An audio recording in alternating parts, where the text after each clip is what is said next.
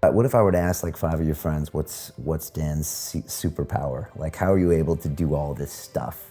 What would they say is that one thing? What was the best day of your life?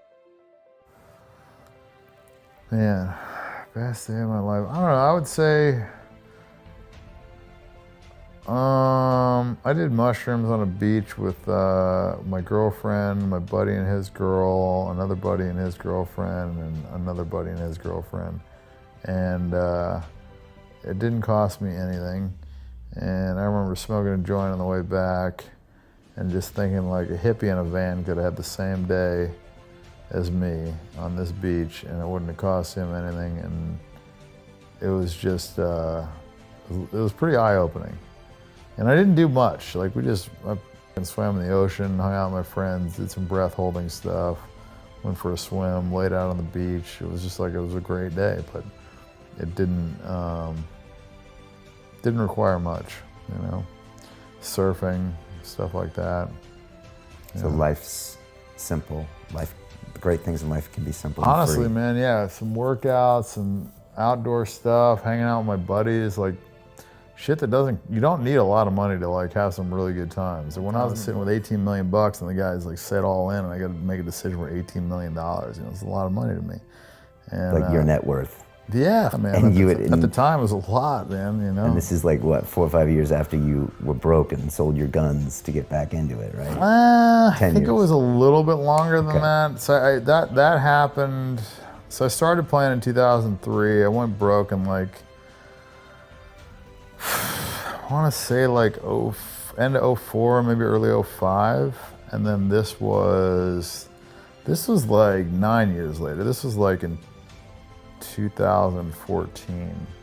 So this was like, you know, been a while. Like once I went broke, I was like pretty fucking sure I didn't want to do that again. Because you'd never really felt broke before as a kid. I don't know about that. I mean, I went in the military. I was making $800 a month, like in the beginning. I mean, that was pretty fucking broke. And so. But once you lose everything at poker, you said that you respect the money. I respect the money enough not to play like a fucking asshole, you know, not to like try and win every hand, not to let my ego get involved, not to bluff too much, but like still having the balls to, you know, put it on the table if you needed to, which a lot of guys lack that.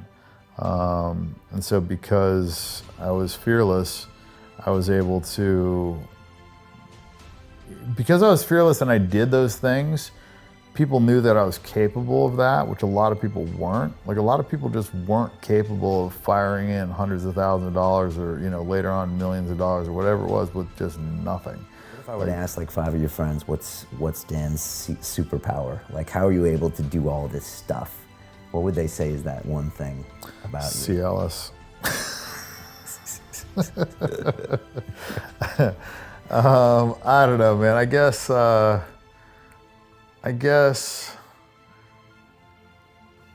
I just do whatever it takes. Like if I want something or I have a goal, like I will just do whatever it takes to accomplish the goal, like no matter what. So, you know, if it's gambling, I mean, I just put in, you know, crazy hours and just did whatever it took. I studied, I'd read books, I'd fucking talk to people. I mean, I don't know, there's not too many things that I really like laser focus on, but you know, I put SEAL training in that category. I mean, I felt like I did almost like whatever the fuck it took. I mean, you know, if they kick you out, they kick you out. There's not too much you can do about that, but I didn't fucking quit and I passed all my shit and I was a good performer and whatever. So, you know, there's some things in life that are out of your control, but for the most part, everything that I've put my mind to, I've accomplished. And so I'm just relentless, man. Like I just, you know, just if I have an objective and something that I want to accomplish, I just go until it's done.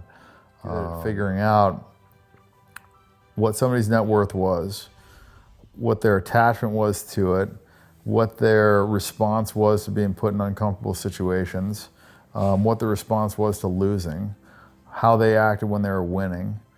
Because some guys, when they're winning, they don't want to take any more risks. They're happy with their small win.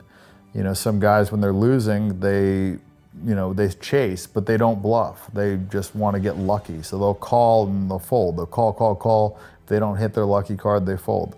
Some guys try to really make every hand into a winner when they're losing. They try and push it. So those guys, you kind of like wait for a hand. You know what I mean? So it's like figuring out people and then figuring out how they react to situations and then playing accordingly. So it was a psychological warfare game. And after doing 510 days of what is supposed to be 6 months of training and finishing 2 winter hell weeks and all that shit, I really didn't want to like explain myself, and like tell somebody like, oh, I didn't make it, and then them assume I quit, and then otherwise like I have to tell the story, and so it's like, how many times do you want to tell that story, right? So, there was a time when I just like told people that I finished SEAL training because in my mind I did, and then most of the time I just didn't talk about it, like I didn't even like mention it because it was like not. Teach guys like one thing or 2 things about women. What would it be?